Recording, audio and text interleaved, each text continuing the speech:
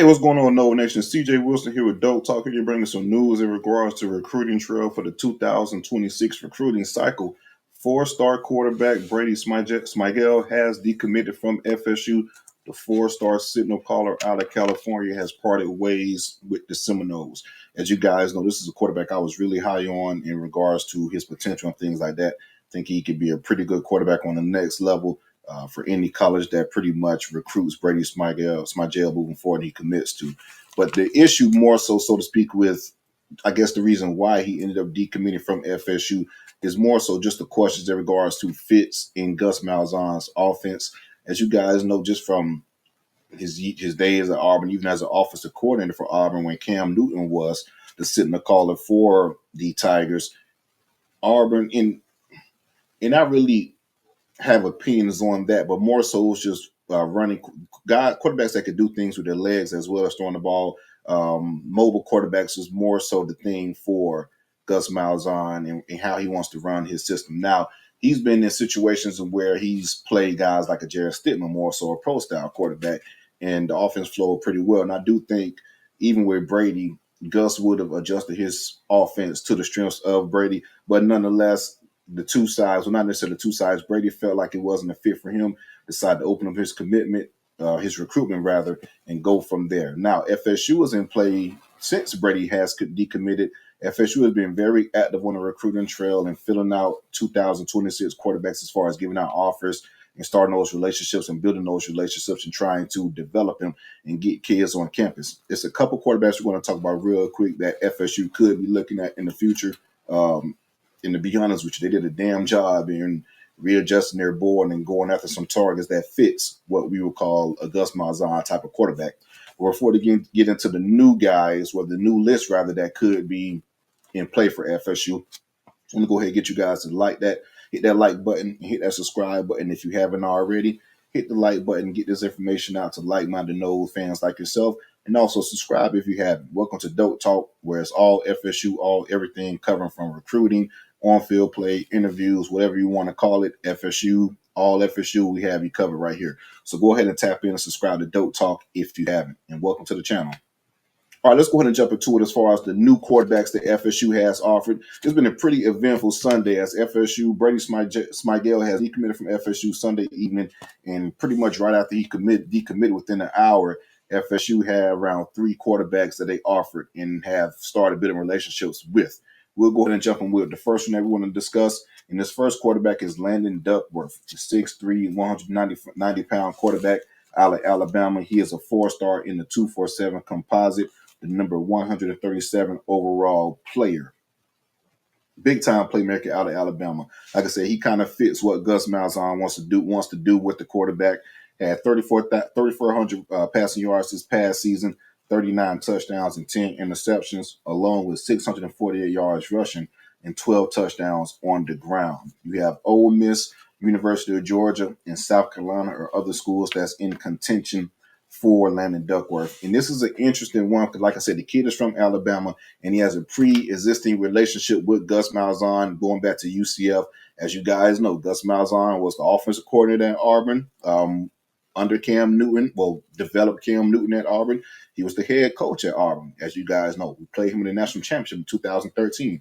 So it's a lot of Alabama ties for Gus Malzahn that goes back to Landon Duckworth, and those ties carried over to the recruiting trail as Landon was very close and was very close to Gus Malzahn at UCF. He even had some crystal balls in UCF favor in regards to a possible commitment to the UCF Knights. So that relationship carried over as Gus Malzahn is now the offensive coordinator at FSU. And shout out to Noles 247 and my guy Zach. He ended up getting an interview with Landon Duckworth. And there was some interesting quotes within the interview that kind of hinted to the relationship between Gus Malzahn and Duckworth. Direct quote from Duckworth himself: "Me and Coach Gus, we were really close at UCF, but he had left and went to Florida State, and they had a really great commit in Brady Smigiel. He decommitted, and then Gus just called him and offered him within 20 minutes. He also said this, which was pretty interesting in regards to the message that Gus Malzahn put out to him. Like I said, this relationship goes back pretty far, as Gus has ties to Alabama and has been recruiting this kid going back to his days at UCF. pretty much told him, I just wanted to offer you, and we're going to put the full court press on you. Direct quote. So we'll see how things plays out, but Landon Duckworth is a big-time playmaker and would fit right into what Gus Malzahn wants to do as far as offensive play calling. You look at his highlights on Huddle. The kid is dynamic with the ball in his hand, and he has a big arm and can find your target downfield.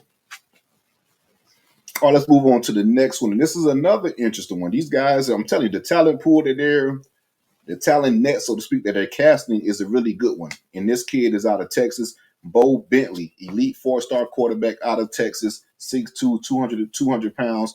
He was a state state champion this past year, leading his team to a 16-0 record out there at a 4A classification in Texas. And he was his first year starting this year, which is crazy, right? First year started, 16-0 state championship. Had some gaudy numbers as well, 3,200 pass yards, 47 touchdowns, just 7 interceptions. He also had 923 rushing yards and 16 touchdowns on the ground. So 63 total touchdowns in year one for Bowe Bentley within his first year starting. And just kind of going back to Landon Duckworth, he did state that he's going to try to set up an unofficial visit to FSU in the near future. We'll see how that plays out. But going back to Bowe, like I said, he had gaudy numbers this past year, first year starting, out there in Texas. Tony Tozark is actually going to be visiting Bowe Bentley this upcoming Monday to check him out at high school, have a conversation with him and things like that. University of Oklahoma, Virginia Tech, Missouri, and Wisconsin are some of the schools that recently offered. His recruitment is just really starting to take off. If we look at his film, it's some throws that really stand out. So I'm really excited to see the relationship we could build with a player like Bowe.